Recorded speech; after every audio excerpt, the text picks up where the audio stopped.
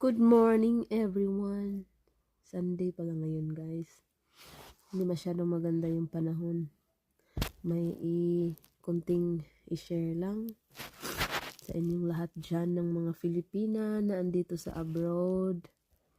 Ano pala guys, may mga Filipina talaga tayong makilala na akala natin ba sila yung totoong friend natin. Pero sa paano ba sasabihin?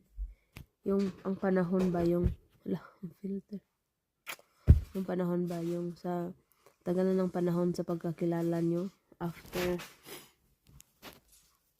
nasipon ako.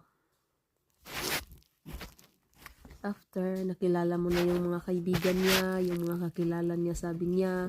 Tapos after that, di mo akalain pala na yung kaibigan mo na akala mo friend mo talaga sa hirap at sa ginhawa ng buhay.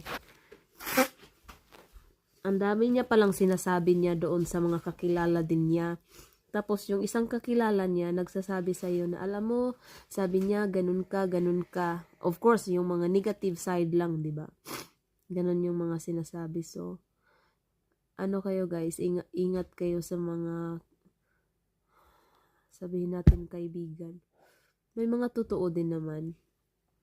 But pag nasa abroad ka kasi parang hindi mo kasi kilala yung tao ng lubusan ba, kaya ingat lang talaga.